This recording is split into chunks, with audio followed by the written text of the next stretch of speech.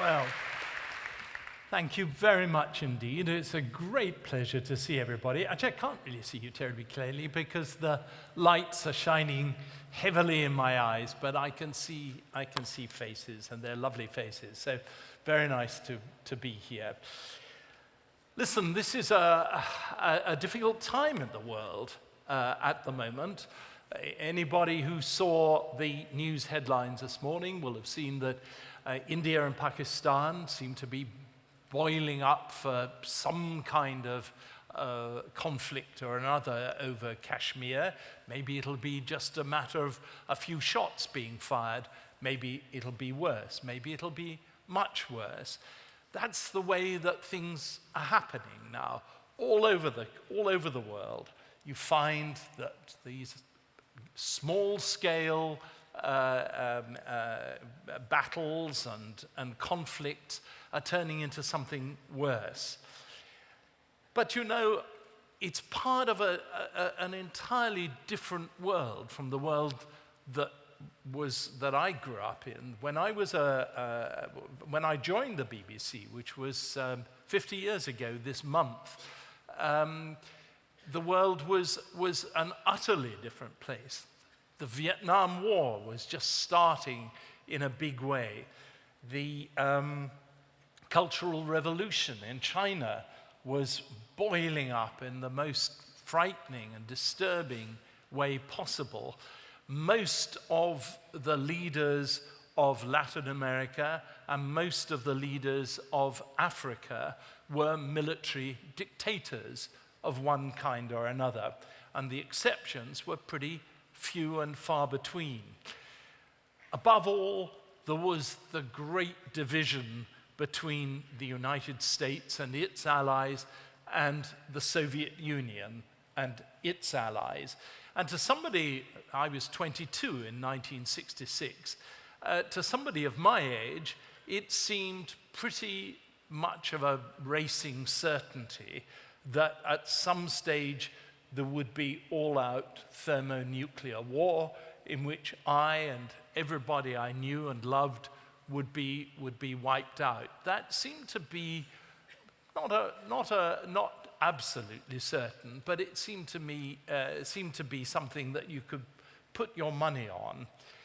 What's happened in the 50 years since then is that all of these different blocks, these different certainties, have started to collapse, so that the Soviet Union itself collapsed back in 1991 after the Warsaw Pact, and Eastern Europe, the allies of Russia in Eastern Europe, had fallen away from it in 1989 and 1990. So over those 2 to 3 years, we saw the most extraordinary changes.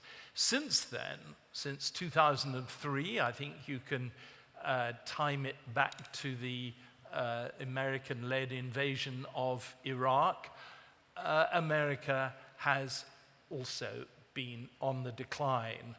And so all the old certainties that we used to have, the United Nations, the European Union, the West, the Eastern Bloc, those have all started to collapse. And so we're getting all these small-time wars that I added it up the other day. I've now, in fact, I think covered 47 wars in my lifetime. Most of those have been in the last, say, 20 years or so, and they're all small-scale things.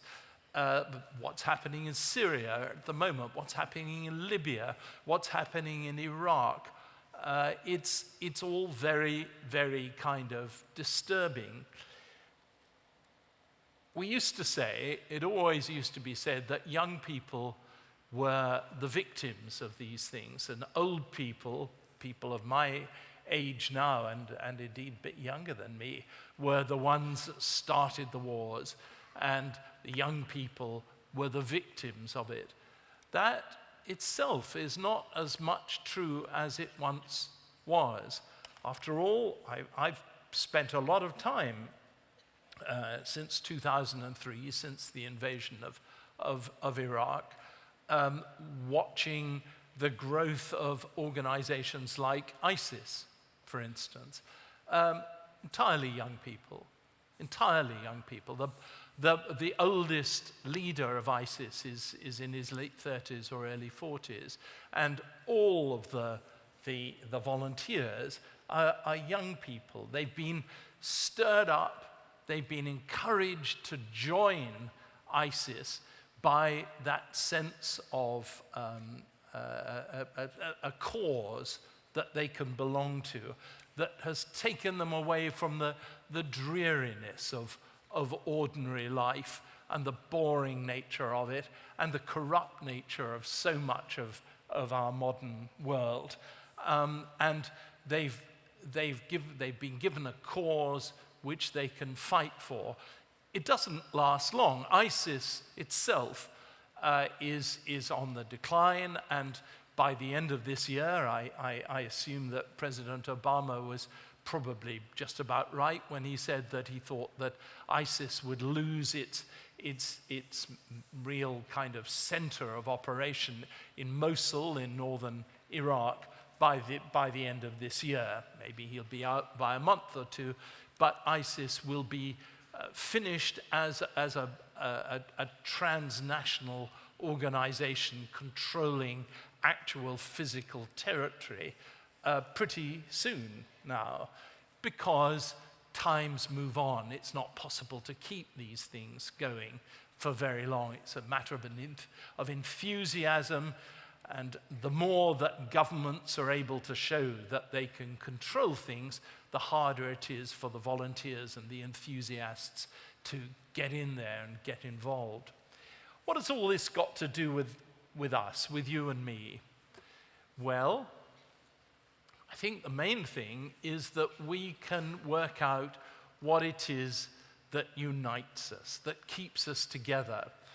And what that main thing is that keeps us together is a sense of the oneness of humankind. The fact that we are really all one people. We may have grown up under different systems, under different religions, different types of government, different types of political and economic structures. We may come from rich countries, or we may come from poor countries. But the other major lesson of my 50 years as a foreign correspondent has been that internationalism, that sense of oneness, that sense that we do actually belong together, is far stronger now, 50 years on, than it was when I became a foreign correspondent first and when I joined the BBC back in 1966. Nowadays, when I go to China, for instance, I find young people there, particularly young people there, with a real sense of the outside world, a sense that they want to be part of it, a sense that they belong to it. It's very interesting to go to a cafe, for instance, in Beijing or one of the other big cities at a time when one of these vast Chinese Communist Party organizations is on television, and it'll be there in the room because that's what has to happen in China. But none of the young people will be watching what happens. None of them seem to be terribly interested in what happens. They're interested in the wider world. And this is true not only of China, it's true right across the world. And in a way, the volunteers that went to ISIS are a sort of weird kind of mirror image of that kind of internationalism. It's a reaction, a contrary of internationalism. But we, as young people, as old people, as people, which is the most important aspect of it all, just simply need to stick together and to realize our oneness and the importance of that, the fact that we're closer to each other than we are to governments, to structures, to the politics of the thing. It's a humanity thing.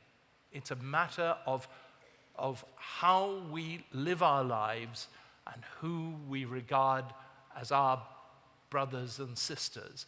And frankly, I may be 150 years older than anybody else in this room, but when I look round, I see you as my brothers and my sisters. So, thank you very much indeed. John.